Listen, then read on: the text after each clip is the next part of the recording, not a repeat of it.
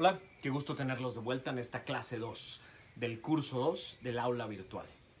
Vamos a ver el mecanismo de la corrupción en México. Este gran drama, este gran cáncer que ha invadido a todo el cuerpo del Estado mexicano. Ese cuerpo que estudiamos en el curso 1, que es el sistema constitucional que conforma todas nuestras instituciones, los diferentes poderes y que arma una democracia, está infectado por un cáncer que se llama corrupción y que está compuesto por la peor parte de este cáncer, que es la impunidad.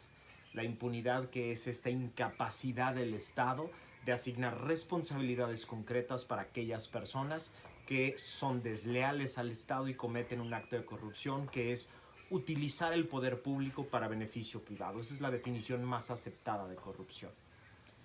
Pero existe un mecanismo que explica cómo funciona este sistema de corrupción que hemos sufrido por años en México. Y es un mecanismo que además puede explicar la corrupción en diferentes lugares del mundo porque es muy parecido. Explicábamos en la primera clase que el mecanismo de la corrupción está compuesto de 4 partes básicas. Las elecciones, donde se requieren grandes cantidades de dinero. Hoy lo vamos a ver, les advierto, hoy se van a poner de muy mal humor cuando acabe esta clase. Les pido una disculpa, trataré que las soluciones propuestas les quiten un poco ese mal humor. El segundo elemento del mecanismo son las designaciones. Una vez que ciertas personas ganan un puesto de elección popular, junto con los que invierten en la política, definen quiénes van a integrar los órganos de gasto y los órganos de vigilancia. ¿Para qué?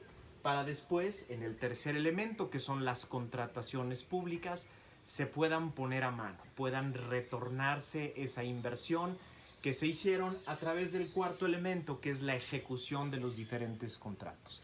A través de la ejecución de los diferentes contratos, estas personas que invirtieron regresan este dinero, que lo van a conformar en distintas bolsas. 1, para recuperar lo invertido.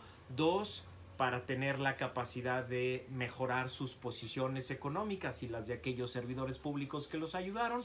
Y 3, para poder volver a invertir en elecciones, porque se acostumbran estas empresas a solo vivir del mecanismo. Eso lo explicamos en la clase 1. Dijimos que íbamos a ir elemento por elemento y hoy vamos a hablar de las elecciones. Cómo funciona el mecanismo en las elecciones y por qué es el elemento en el que todo empieza. Y lo que les decía es que ahí empieza todo porque hacen falta cantidades brutales que ustedes no se imaginan de dinero. Vamos a poner el ejemplo del año que entra. En el 2021 vienen las elecciones más grandes de la historia de este país. Se renueva la Cámara de Diputados Federal. Como vimos en el curso 1, está compuesta por 500 personas, de las cuales 300 hacen campaña. 300 diputados de mayoría relativa van a hacer campaña. Se renuevan 29 congresos locales, congresos estatales. Más o menos vamos a poner un promedio de que son 30 elecciones por cada uno de estos congresos que se renuevan. Por lo tanto, son 870 candidatos que van a competir el año que entra. Y se renuevan casi 2,000 ayuntamientos completos de toda la República Mexicana. Vamos a decir que en promedio cada ayuntamiento tendrá 5 elecciones, el presidente más los regidores y síndicos. Por lo tanto, son 10,000 candidatos. 10,000 candidatos que van a competir por un lugar en uno de los casi 2,000 ayuntamientos que están para elecciones el año que entra. ¿Esto qué quiere decir? Quiere decir que cada partido va a necesitar alrededor de 11,170 candidatos para competir en uno de estos procesos. Vamos a poner como promedio muy conservador, se los prometo. Yo trabajé en el INE, yo sé cuánto cuesta una campaña, pero vamos a poner como promedio muy conservador que cada una de estas campañas en promedio cuesta 500,000 pesos. 500,000 pesos cuesta una campaña de diputado federal, de diputado local y de presidente municipal. Cuestan mucho más, pero vamos a poner el promedio de 500,000 pesos. Esto lo que quiere decir es que cada partido, solo para estas elecciones, va a necesitar 5,500 millones de pesos. cada partido, si quiere ser competitivo, por lo menos los grandes, se los aseguro, Morena, el PRI, el PAN, seguramente Movimiento Ciudadano, cada uno de estos partidos que quiera competir de manera importante para ganar alguno de estos puestos, va a requerir alrededor de 5.500 millones de pesos cada uno. Pero todavía no hablo de la elección más importante, porque el año que entra están en juego 15 gubernaturas. 15 gubernaturas se juegan en el 2021 y según los estudios más serios, una candidatura para gobernador cuesta muchísimo dinero. Uno de los estudios más serios que he visto sobre el tema es uno que hizo Luis Carlos Ugalde, expresidente del Instituto Federal Electoral, cuando todavía se llamaba así. Luis Carlos Ugalde tiene una consultoría muy grande que se dedica a hacer este tipo de estudios y logró comprobar a través de cualquier cantidad de estudios, entrevistas directas a gobernadores y a excandidatos a gobernador, que una candidatura a gobernador cuesta por lo menos 15 veces más de lo que dicen. Es decir, el estudio se llama dinero bajo la mesa. Y se llama dinero bajo la mesa porque lo que logró comprobar Luis Carlos Ugalde es que de cada peso que se reporta en una campaña para gobernador, 15 pesos se movieron bajo la mesa que no se reportaron, que nadie supo de ellos. ¿Qué quiere decir esto en términos formales? Vamos a poner una de las últimas campañas de gobernador interesantes que hubo en el país, la del Estado de México. Los dos candidatos que compitieron de manera más importante, Alfredo del Mazo por el PRI y Delfina Gómez de Morena. Delfina Gómez gastó 122 millones de pesos reportados al Instituto Electoral del Estado de México en esa campaña. Alfredo del Mazo 116 millones.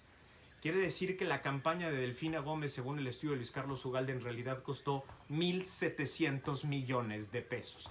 1.700 millones de pesos costó una candidatura de gobernador de una persona que no ganó. ¿Qué quiere decir esto? Lo que quiere decir, déjenme poner otra vez un promedio lo más conservador, más o menos los estudios que sacó Luis Carlos Ugalde dicen que en el menor de los casos, una campaña para gobernador en México cuesta 500 millones de pesos. Son 15. Los partidos van a querer competir y tratar de ganar en esas 15 gubernaturas. ¿Qué quiere decir? Que cada partido político va a necesitar alrededor de 7.500 millones de pesos para ser competitivos en estos 15 estados donde va a haber una campaña para gobernador. Esto lo que quiere decir es que más o menos el año que entra, cada partido político va a requerir alrededor de 13.000 millones de pesos para competir. 13.000 millones de pesos. Este año, Morena es el partido político que más recursos públicos recibe. Va a recibir alrededor de 1.700 millones de pesos de dinero público del Instituto Nacional Electoral. El año que entra seguramente recibirá alrededor del doble porque es año electoral y según la Constitución y la ley los partidos políticos reciben una parte para actividades ordinarias y un tanto extra, un tanto doble para actos de campaña. Quiere decir que Morena va a recibir alrededor de 3.500 millones de pesos el año que entra para hacer campaña. ¿Qué quiere decir esto? Que le van a faltar 10.000 millones de pesos para ser competitivos. 10.000 millones de pesos que va a necesitar para poder competir con otros partidos que le van a querer quitar algunas de las posiciones que tiene y que van a querer ganar algunas de las posiciones que no tiene para que no compita como partido mayoritario en el poder. ¿Qué quiere decir esto? 10.000 millones de pesos un solo partido va a requerir. Los otros partidos van a requerir mucho más porque van a recibir por lo menos la mitad de lo que va a recibir Morena de financiamiento público. ¿Qué quiere decir esto? Que de los 3 o 4 partidos grandes, el año que entra van a andar en el mercado ilegal buscando alrededor de 30.000 o 40.000 millones de pesos de inversión de aquellas personas que tengan recursos. Esto ya de entrada nos debería de preocupar muchísimo a todos. ¿Por qué? Porque no hay capacidad instalada en el Estado, ni en el Instituto Nacional Electoral, ni en los institutos locales, ni en ninguna autoridad fiscalizadora para andar revisando a todos los partidos, tanto los nacionales como los locales, en la obtención de 40.000, 30.000 millones de pesos que vengan en flujos de efectivo y en maletas llenas de dinero. No hay esa capacidad. ¿Qué quiere decir? que vamos a vivir otra vez esta simulación en la que hacemos como que le creemos a los partidos políticos de lo que reportan en sus gastos de campaña, que le creemos al Instituto Electoral que hizo la fiscalización adecuada de todo el dinero y que creemos que la campaña para gobernador, como por ejemplo la del Estado de México, costó 120 millones de pesos de una de las candidatas que perdió, cuando en realidad sabemos que por lo menos costó 15 veces más que eso. ¿Qué hacemos entonces? ¿Cómo le hacemos para empezar a atorar esta parte del mecanismo, la parte de las elecciones? Les hago 3 propuestas. La primera, la más importante de todas, la que tenemos años haciendo quienes hemos estado metidos en la parte de corrupción y en los temas electorales: acortar de manera drástica y brutal los tiempos de campaña. ¿Por qué requieren estas cantidades de dinero? Porque desde ahorita están haciendo precampañas.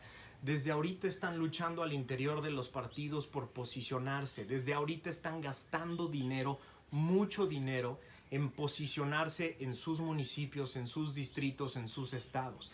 Desde ahorita en las pre-campañas están gastando dinero. Después viene este tiempo semiformal de las precampañas, que es la apertura de los procesos internos de selección de candidatos. Y ahí empieza el gastadero de lana. El gastadero de lana de los partidos políticos, los precandidatos que se posicionan en todos lados. Ustedes y yo hemos visto estas precandidaturas que de pronto por nuestras bardas, por nuestros espectaculares y calles empiezan a aparecer estas personas por todos lados. Vienen los informes legislativos, los informes de gobierno en los que presidentes municipales, gobernadores, diputados de todo tipo informan lo que hicieron en grandes eventos donde tocan bandas musicales, donde hay comida, donde se reparte de todo, sillas, etcétera, porque van a informar lo que han hecho cuando en realidad están ya en plena precampaña requiriendo recursos y requiriendo inversión. Prohibir las precampañas públicas. Los partidos políticos quieren hacer procesos internos de selección de candidatos, que los hagan, pero adentro de sus instalaciones, dentro de sus propios partidos, que allá adentro se peleen por la candidatura. No hay ninguna necesidad de que nosotros, el público, tengamos que estar pendientes de los procesos internos de selección de candidatos. No puede haber precampañas públicas que gasten dinero ni público ni privado. Entonces les quitas una primera gran necesidad. La segunda gran necesidad, las campañas abiertas. Como por qué demonios tenemos campañas de 90 días para diputados federales, para diputados locales de 60, para gobernadores de 90. 5 días. En los países más desarrollados del mundo las campañas son de 5 días. Tienen algo importante y sustantivo que decirnos para poder hacer una comparación. 5 días, díganoslo en una semana. 10 días pues. Díganos en 10 días qué le proponen al país. Los 10 días previos a la elección, díganos qué proponen para resolver los problemas del país. ¿Qué pasa si quitas las precampañas gigantescas y abiertas y públicas y les das 5 o 10 días para hacer campaña política? Esta necesidad se va, se acaba. No necesitan porque no pueden estar gastando dinero. Prohíbes el uso indiscriminado de recursos en la promoción de la imagen y los obligas a generar propuestas concretas en días específicos, bien regulados, bien establecidos. Así le hace todo el mundo, salvo Estados Unidos, que es el país al que le hemos querido copiar esta parte de que todo el tiempo pueda haber procesos electorales abiertos y públicos. Hay muchas cosas que copiarle a Estados Unidos, esta no es una de ellas. Entonces la primera propuesta para atorar esta primera parte del mecanismo acaba con la necesidad. Que no haya procesos públicos de pre-candidaturas, precandidaturas, luego candidaturas. Es una locura lo que tenemos en este momento en México y por eso requieren tanto dinero. 2. Todo lo que se gaste en procesos electorales tiene que ser a través del sistema financiero. Tiene que ser por vía electrónica. Cualquier peso que se gaste por fuera de las vías electrónicas es peso que se convierte en un delito electoral. Cero efectivo, todo a través del sistema financiero, todo perfectamente fiscalizable. El Instituto Nacional Electoral tiene la facultad para solicitar información al sistema financiero. Es la única manera de tener fiscalizados a los partidos, que no puedan gastar dinero en efectivo. Todo a través de financiamiento público y todo a través, y si quieren recursos privados, todo a través del sistema financiero. Cero efectivo. Y 3, cero donativos en especie. Cero donativos en especie. Lo que ustedes y yo vemos el día de hoy son una simulación gigantesca porque, en efecto, los inversionistas no le dan dinero al partido para que el partido, por ejemplo, luego le pague a Los Ángeles Azules para que toquen en un concierto. No, son los inversionistas los que directamente pagan el foro, el grupo, la música, la comida, las banderitas y las sillas, y el partido político reporta 3 pesos de un evento que pudo haber costado varios millones. Cero donativos en especie, cero, ni uno solo. No necesitan los partidos políticos. Si les vamos a recortar el tiempo de campaña, no tendrían por qué recibir ningún tipo de donativo en especie, que es por donde se nos va la fiscalización completa. Con estas 3 simples medidas no resolvemos el problema completo, pero atoramos este primer elemento del mecanismo. Generamos una necesidad mucho menor de recursos, por lo tanto una motivación mucho menor para buscar inversionistas y por lo tanto rompemos de manera lo más efectiva posible las ligas de inversionista invertido, ¿no? Inversionista privado, ya sea crimen organizado o empresarios que quieren invertir en partidos. Es muy importante señalar que por lo menos estas 3 vías, los empresarios, ex servidores públicos que pusieron sus empresas y que quieren regresar a través del mecanismo a formar parte de este círculo, y crimen organizado, son las personas más interesadas en invertir. Si reduces lo más posible los canales de inversión y las necesidades de inversión, estos 3 personajes, crimen organizado, empresarios interesados en el mecanismo y ex servidores públicos que pusieron una empresa para formar parte del mecanismo, tienen cada vez menos vías de acción para invertir en la política. A partir del miércoles hablaremos del segundo elemento, las designaciones. ¿Cómo atoramos en este elemento el mecanismo? ¿Cómo empezamos a hacer que se haga más lento, más complicado, para que eventualmente un día se rompa cuando logremos atorar los 4 elementos? Nos vemos el miércoles. Muchas gracias.